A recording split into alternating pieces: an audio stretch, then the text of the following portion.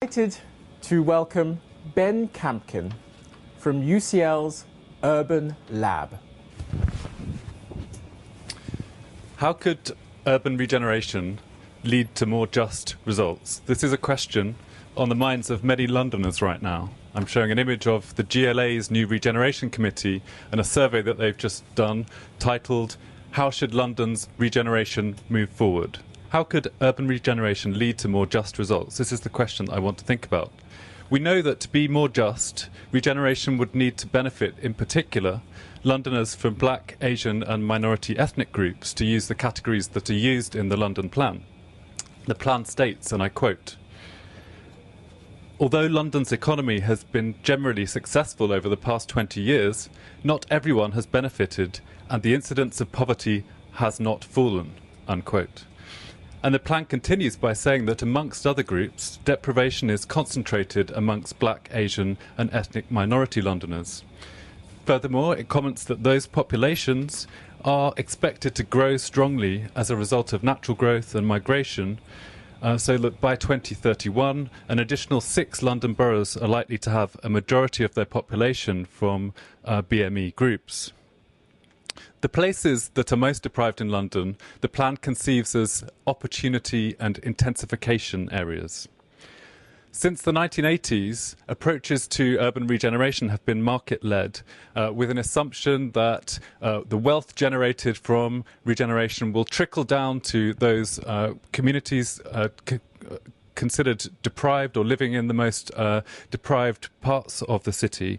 But this is not well evidenced, and there's a big debate going on about this at the moment, about these kind of market-led approaches, whether they actually achieve the results that they should. And the plan, in fact, although it states that, that generally these approaches haven't been successful, it doesn't doesn't propose any radical new approaches, which I think is problematic. So my research on regeneration over the past 13 years or so, which I published recently in a book called Remaking London, is part of a whole body of scholarship that really questions the difference between the rhetoric and reality of regeneration in London. Now, questions of diversity and race, to a lesser extent, feature in my book, and I think diversity within regeneration is a very slippery term.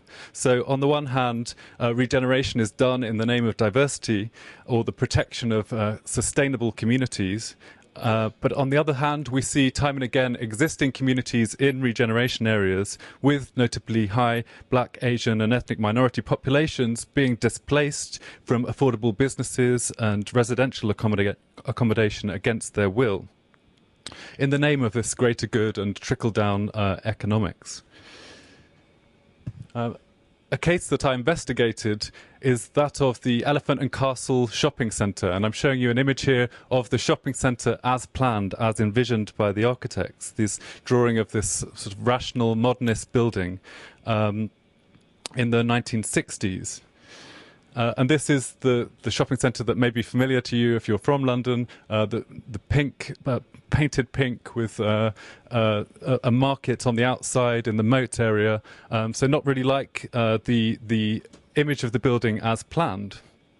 So I wanted to focus on this case because markets and shopping centres are really key sites where the contradictions between policy and practice with regard to diversity and where racial and social struggles sort of against regeneration authorities often are revealed. And I think it's worth us considering this example. This building has been subject to an incredibly protracted so-called regeneration process. And often it features in popular discourse as an ugly building, as an eyesore in media discourses. So there's very strong narratives about this building's decline.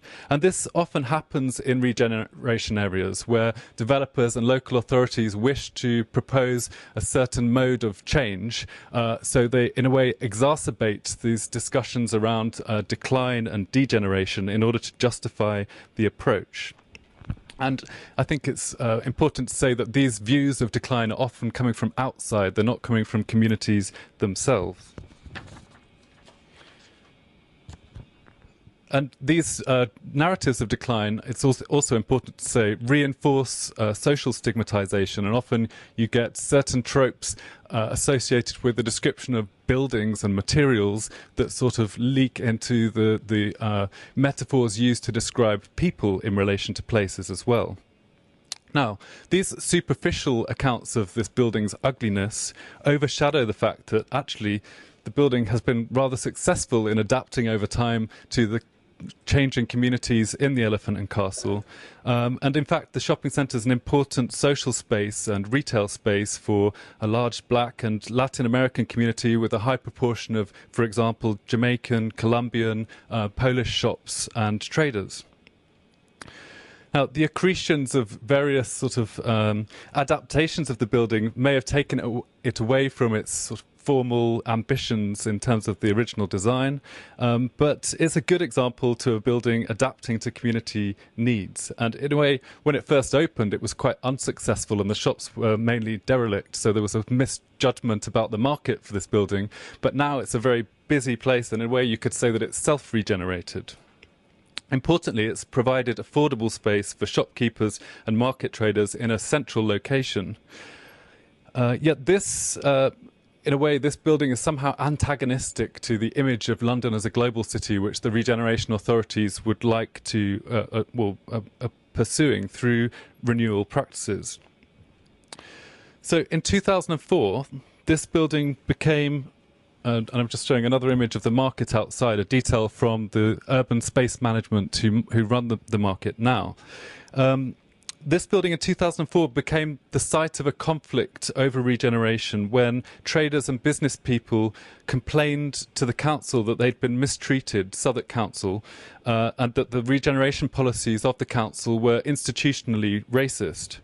And at this point, the traders and business people had a lengthy period of indecision about the future of the building and whether it would be demolished. They had felt disenfranchised from the process of regeneration, and they had felt that, in fact, the developers and the owners were brutally running the building down whilst they were still occupying it. Now, Southwark recruited Baron Herman Ousley, former chairman of the Commission for Racial Equality, to carry out an independent review of their policies and of their equality and diversity framework. And in fact, focusing particularly on the impact on small businesses and Black and ethnic minority-run businesses in particular. Now, Ousley concluded that the council had sound equalities and diversities policies in place, but he was very critical of the delivery of those policies and said that the council needed to do much more to gain trust from the local community. And he gave them, in fact, 35 recommendations to respond to. Ranging from sort of bringing a more representative group of people into the decision-making process to more outreach to inform people about the regeneration process and so on. Now, the council duly responded, and there's a labyrinthine trail of paperwork that you can find on Southwark Council's website if you look hard enough. But actually, I think it's interesting that the report has disappeared. 10 years on, I went back to look for it. It's disappeared from the public realm, or if not, it's very hard to find. And in a way, I think there's a problem that in London we haven't really learnt the lessons from this kind of case where race has come into regeneration discourse. And in fact, another case of Queen's Market in Stratford bears a lot of similarities in terms of how the local traders felt through this process. I don't have time to go into the comparison in detail. So no matter how positive the council's actions in response to Ousley might have been, I think it's remarkable that 10 years later we're in a similar place in terms of the uncertainty and the contestation of the regeneration plans. And in fact, St Moden Properties had taken it on to manage the building, and in fact had proposed for a while to refurbish the building, which I think would have been very positive. But after falling on hard times after the financial crash of 2008, they eventually sold it last year to Delancey APG for 80 million, having bought it in 2002 for 29.25 million. So, you can see how regeneration is working for those developers, if not for the local community. So the image I'm showing is just from some of the latest schemes. I don't know how well you can see, but actually, in terms of the aesthetics of decline and regeneration, I think it's interesting that regeneration aspirational images often involve whiteness as an indicator of progress, or as a kind of universal, including in the representation of figures within this scheme. So leaving aside the well-intentioned equalities and diversities policies, in which when this approach, leaving aside well-intentioned and equalities and diversities policies, when this approach to regeneration, in which developers and real estate companies have done so well, dominates, is it any wonder really that existing communities, in this case predominantly BME communities, don't trust their elected representatives and don't benefit equitably from the city's restructuring? So the developers, I think it's important to say, have benefited from a lot of public investment in infrastructure, in the road layout and the tube layout and so on. And the local authority really, in a way, within this structure, don't have much power. There's not much they can do to force the developer to move away from profit seeking towards a more community-based approach. Now, it's important, I think, to say that the local community are still mobilizing around this issue, and they've now joined with the Elephant Amenity Network, a group of different local community organizations. And in their charter, they demand, and I quote, to retain and improve local shops and services reflecting community richness and diversity. This includes East Street markets and the traders of the shopping centre. So at the moment, all we know about this case is that the developers are looking to get out of the 35% affordable housing rule within their new development. And asked about the existing community, a representative from Delancey said, in fact, whether the local community would be engaged in the plans, he said, why wouldn't you design a project and think of a tenant mix that caters to an obvious local market? So I think that's interesting. In a way, diversity here is primarily a commodity.